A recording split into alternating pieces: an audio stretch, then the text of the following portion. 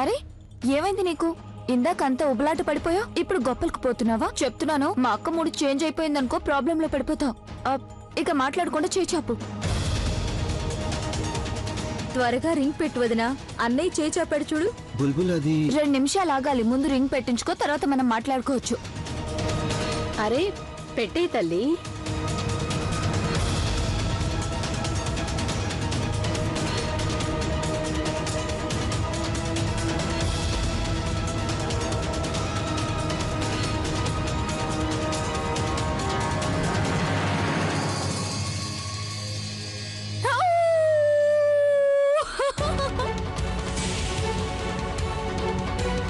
ఇదిగో అన్నయ్య, ఇప్పుడు నీ వంతు.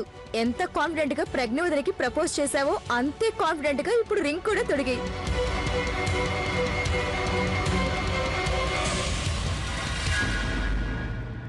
నువ్వు నన్ను పెళ్లి చేసుకుంటావా? Will you marry me? Yes. Suresh నిన్నే అడుగుతున్నాను. ఏమైంది సురేష్, నువ్వు బానే ఉన్నావా?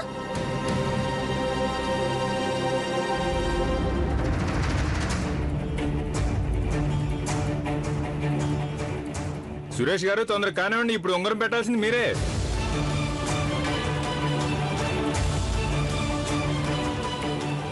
బుల్బుల్, బహుశా ప్రపోజల్ లాగే మన సాయం లేకుండా రింగ్ పెట్టేలా లేడు. చేయి చాపన్నయ్య, సిగ్గుపడిపోకు.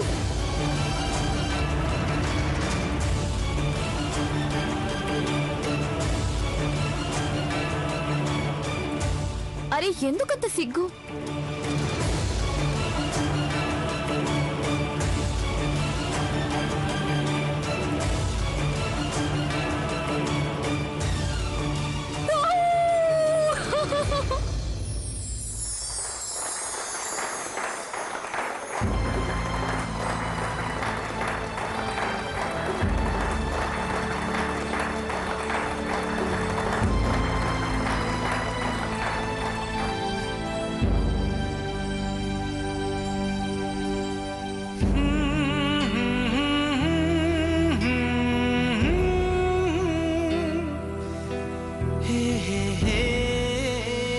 మా అబ్బాయి సురేష్ నిశ్చితార్థం అయిపోయింది, ఇక అర్చనకి చేసేద్దాం. అవునవును, రండి రండి రండి.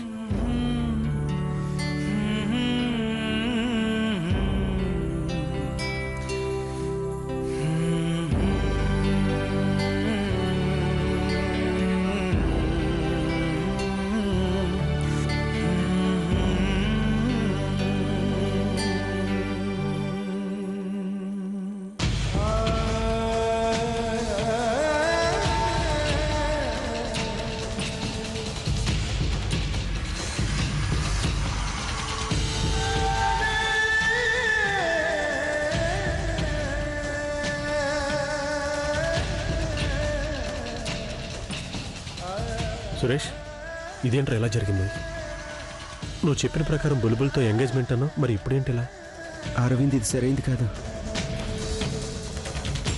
ఇదంతా తప్పుగా జరుగుతుంది. నేను ఈ సంగతి మాట్లాడాలి. నేను మాట్లాడాల్సిందే.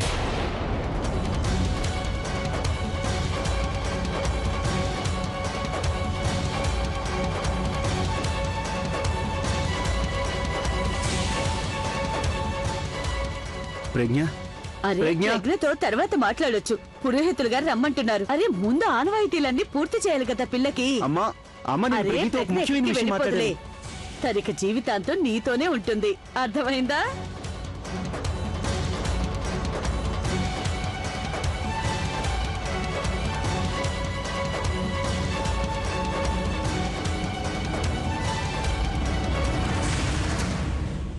బుల్బుల్, నేను నీతో కొంచెం మాట్లాడాలి. నేను అక్కకి ఏమైనా చెప్పాలా? తనకి ఏదైనా మెసేజ్ ఇవ్వాలా? నువ్వే వెళ్ళి చెప్పుకోవచ్చు కదా, తనకి నీతో ఎంగేజ్మెంట్ కూడా అయిపోయింది. బుల్బుల్ ప్లీజ్, కొంచెం నేను చెప్పేది అర్థం చేసుకో. ఇక్కడ ఇదంతా ఇలా జరగటం ఏం జరుగుతుంది? అదే ఇక్కడ ఎంగేజ్మెంట్ జరుగుతుంది కదా. సురేష్, ఇది అసలు నేను నీకు మాట చెప్పాలి బాబు.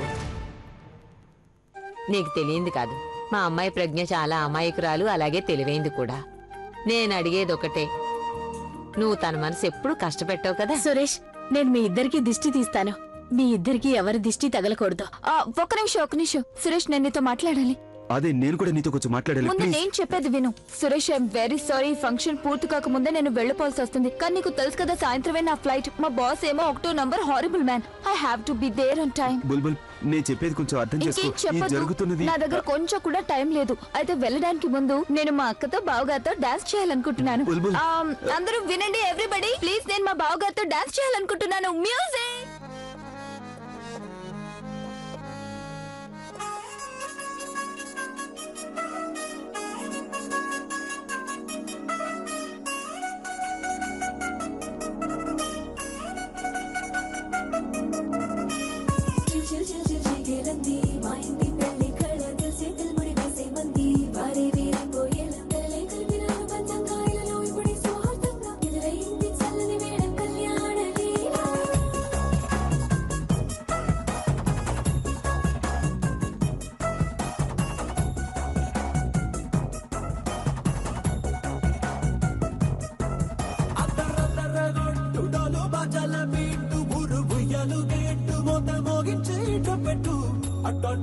వెళ్ళింది కాదని జనమే నమ్మెట్టు.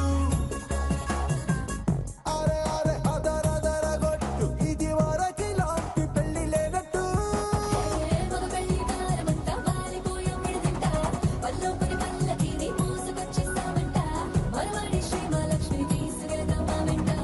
ఆలస్యం దేనికి, ఇంకా తాళి బొట్టు కట్టేస్తా.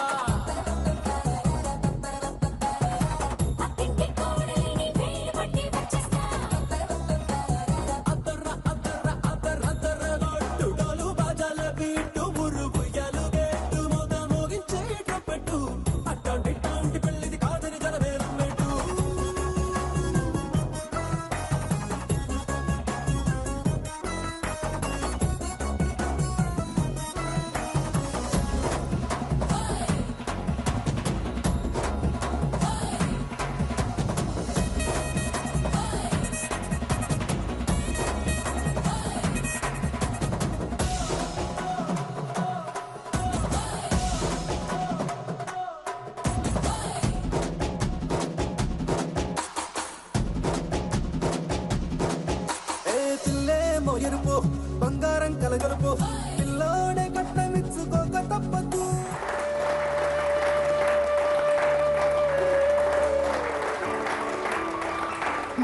అక్క, టైం ఎంత అయింది? ఓ గాడ్, నాకు లేట్ అయిపోతుంది. నేను బయలుదేరాలి. తర్వాత ఫోన్ చేద్దామా? అలాగే అలాగే బాయ్. అర్చన, నేను ఈ ఫంక్షన్ నుంచి వెళ్ళక తప్పదు. నీకు తెలుసు కదా, అక్కడ ఒక స్టూపిడ్ మీటింగ్ పెట్టారు. నేను నీ పెళ్లికి త్రూ అవుట్ ఉంటాను, సరేనా?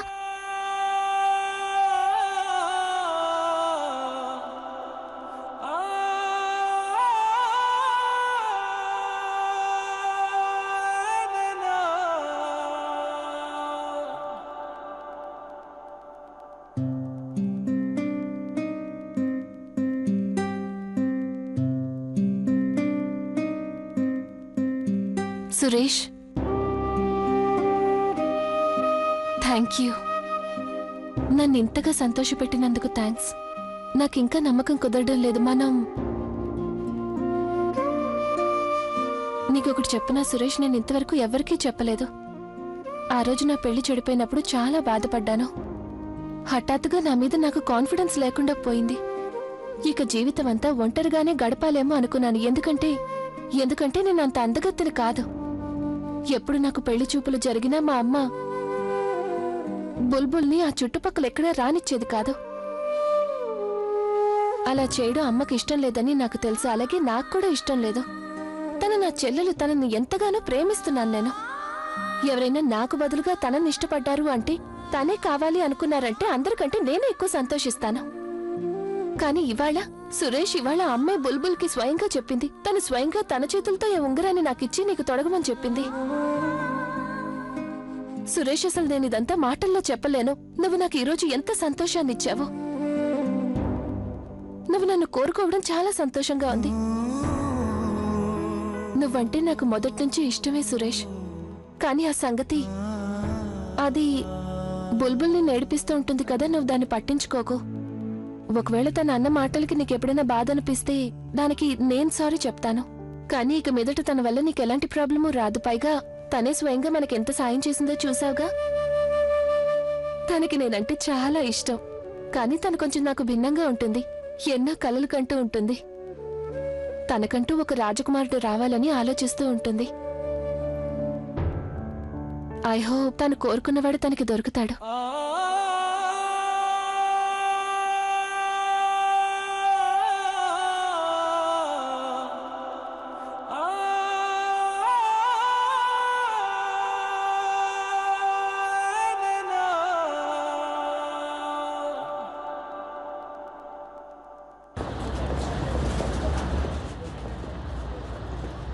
నా కర్మ కాలింది.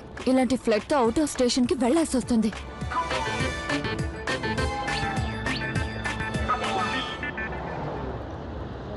మోహన్ చూడు, ఏదో నన్ను తినేసేలా చూస్తున్నాడు. నేను మిగతా ఆడపిల్లలాంటి దాన్ని కాదని తనకి తెలిసినట్టు లేదు.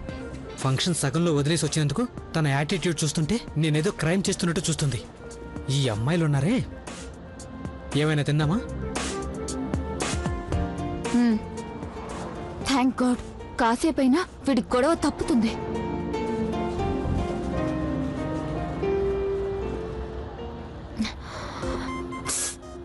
ఈ డోర్ ఓపెన్ అవ్వట్లేదేంటి?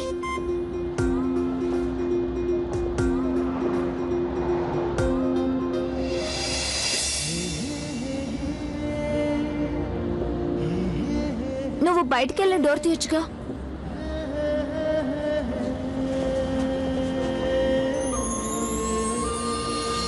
ఓ గాడ్, ఫ్లర్ట్ చేయడానికి ఎలాంటి అవకాశం వచ్చినా వదులుకోడు.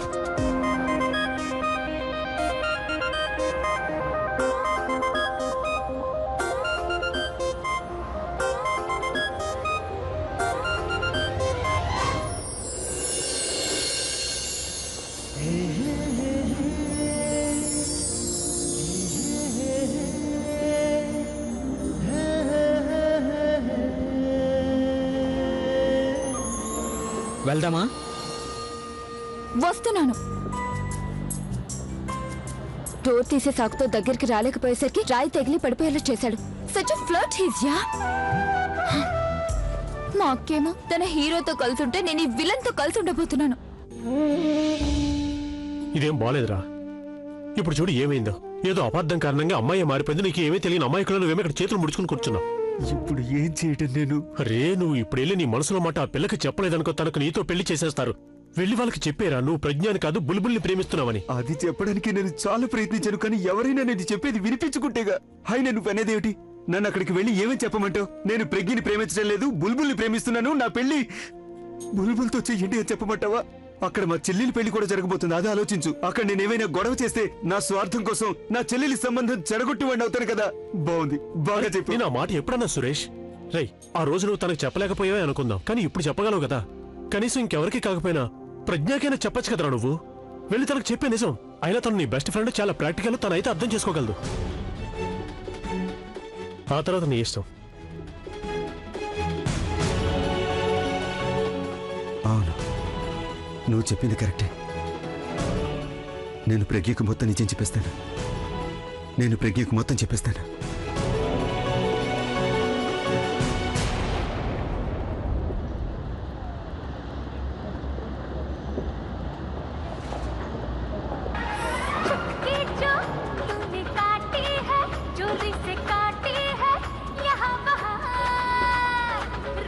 ఈ పాట ఆపేస్తావా? నాకు నిద్ర పట్టడం లేదు. Yes, of course. Oh god, కళ్ళు మూసుకొని కార్ డ్రైవ్ చేస్తావా? దీనికి నెగిటివ్ లక్షణాలు చాలా ఉన్నాయి. కళ్ళు మూసుకొని నన్నే ఊహించుకొని ఉండుంటాడు, ఇడియట్.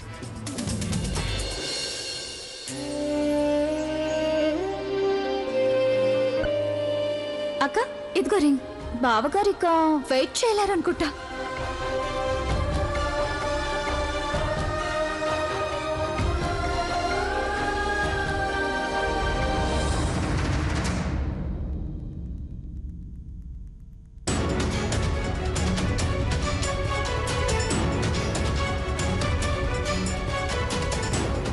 ఇవాళ నేను ప్రజ్ఞకి తనని కాదు బుల్బుల్ని ప్రేమిస్తున్నానని చెప్పి తీరుతాను. ఎంతైనా ఇది 3 జీవితాలకు సంబంధించిన విషయం. హలో బుల్బుల్. హలో నానమ్మా. మనవరాలా ముందు సంగతి చెప్పు. ఎలా ఉన్నావు నువ్వు? నేను బాగున్నాను, మీరెలా ఉన్నారు? అరే మేమంతా బాగానే ఉన్నాం. ఒక సంగతి చెప్పు, నీతో వచ్చిన మీ బాస్ హ్యాండ్సమ్ డూడ్ అవునా కదా చెప్పు. హ్యాండ్సమ్ గానే ఉంటాడు, కానీ అంతకన్నా ఎక్కువ ఊహించుకుంటాడు. తనకి నీ ప్రతాపం చూపించావా లేదా? నానమ్మ ఆ వాట్ ఈస్ ప్రయత్నం. దిస్? అసలు ఇదేం పద్ధతి? So sorry sir. What sorry? మీరు చివరి క్షణంలో ఇలా చేస్తే ఎలా? ఓకే నానమ్మ, నేను నీతో తర్వాత మాట్లాడతాను. ఓకే బాయ్ నానమ్మ. Okay okay. సరే అయితే నా రూమ్ కీస్ ఇవ్వండి. ఎక్స్క్యూజ్ మీ, మీ రూమ్ కీసే తీసుకున్నారేంటి? నా రూమ్ కీస్ కూడా తీసుకోవాలి కదా.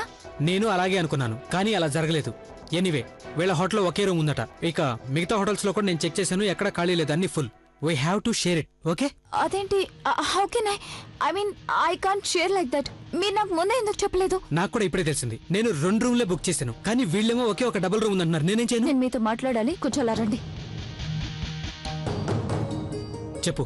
ఇదిగో చెప్తున్నాను, ఐ మీన్ నేను మీతో రూమ్ షేర్ చేసుకుంటానని ఎలా అనుకుంటున్నారు? No way. That is the only way. ఇదిగో చూడు, నీతో రూమ్ షేర్ చేసుకోవాలన్న సరదా నాకు కూడా లేదు. ఓకే? కావాలంటే నువ్వు ఈ హోటల్ లాబీలో కూడా నిద్రపోవచ్చు, కానీ అలాగే మీరు కావాలనుకుంటే వాష్రూమ్ లో కూడా నిద్రపోవచ్చు. Thank you. పెద్ద దుర్మార్గుల్లా ఉన్నాడు, నన్ను ట్రాప్ చేయడానికి ట్రై చేస్తున్నాడు.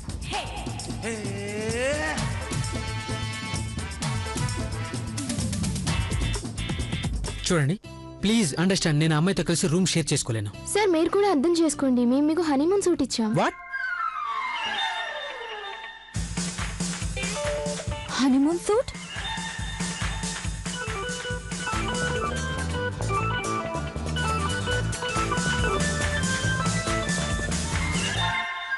అంటే హనీమూన్ సూట్ బుక్ చేశాడా?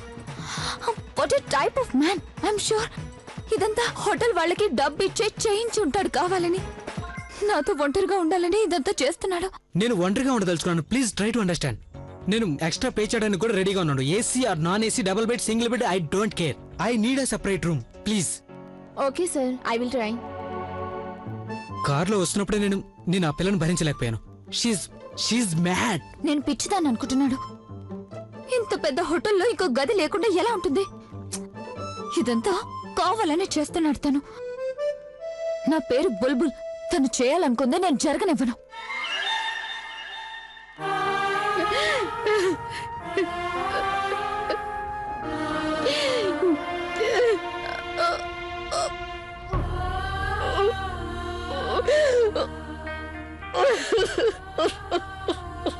ఎంత పెద్దదాని అయిపోయావే. మొన్నటి దాకా చిన్న పిల్లవి నువ్వు.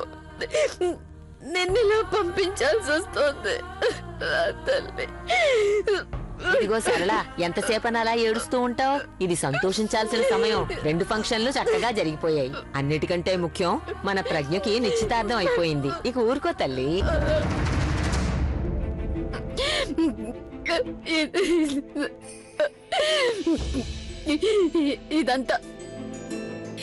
ఇదంతా తన వల్లే కదా జరిగింది. ఇంతటి సంతోషం తన వల్లే. ఈనాళ్ళకి నా కూతురు జీవితం సంతోషంతో నిండిపోయింది. ఇక నువ్వే తనకి సర్వస్వం.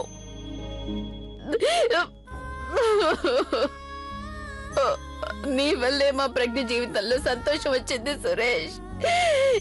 ఈ సంతోషం అంతా ఇచ్చింది నువ్వే మాకు.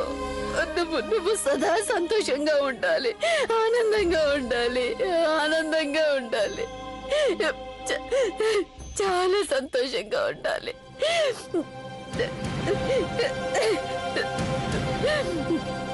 ప్రజ్ఞ, నేను నీతో కొంచెం మాట్లాడాలి. అదేంటో చెప్పలే, మేం కూడా వింటాం. చెప్పు బాబు చెప్పు. ఇప్పుడు చెప్పడానికి నీకు లైసెన్స్ కూడా వచ్చేసింది, నిశ్చితార్థం కూడా అయిపోయింది. బావా ఏం చెప్పాలనుకున్నారో చెప్పండి, త్వరగా చెప్పండి బావా. చెప్పు, సురేష్, చెప్పు. అదేంటో నేను కూడా వినాలి. నిశ్చితార్థం కూడా అయిపోయింది కదా. చెప్పండి బావా, ప్లీజ్. అదేంటో చెప్పు. త్వరగా చెప్పు.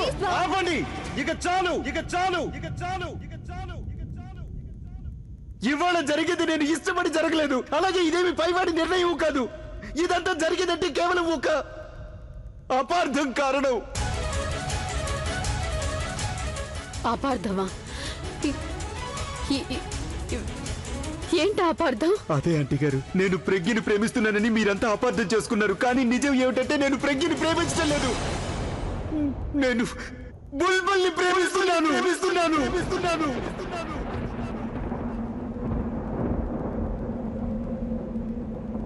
నేను బుల్బుల్ని ప్రేమిస్తున్నాను ఆంటీ గారు. ఇవాళ జరిగిన నిశ్చితార్థం ఆ అపార్థం వల్లే జరిగింది.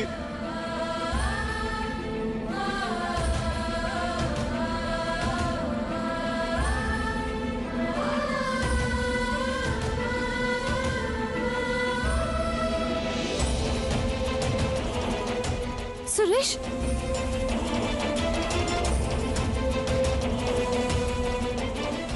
సురేష్ ఏమంటున్నావు నువ్వు? నువ్వు నాకు మంచి స్నేహితురాలు, అంతకు మించి నువ్వు నాకేం కాదు. అసలు నేను ప్రేమిస్తున్నానని నువ్వెలా అనుకున్నావు? నిజానికి నేను నిన్ను అసలు ప్రేమించనే లేదు. నా మనసులో నీ పట్ల అలాంటి భావం ఏం లేదు. నేను నిన్ను కాదు ప్రేమిస్తున్నది, బుల్బుల్ని ప్రేమిస్తున్నాను. అర్థమైందా నీకు? అర్థమైందా నీకు?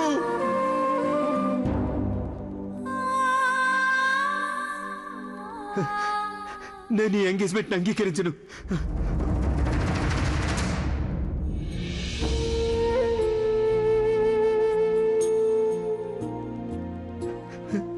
నువ్వు పెట్టుకో నీ రింగ్.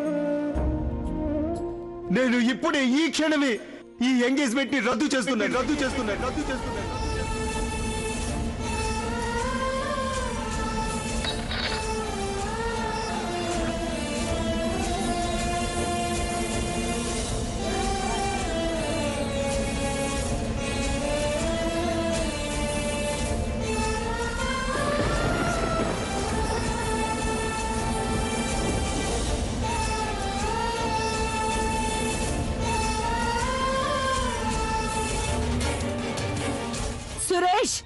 సురేష్, ఏంటి నువ్వు చేస్తున్న పని? నీకేమైనా పిచ్చరాలు పట్టిందా?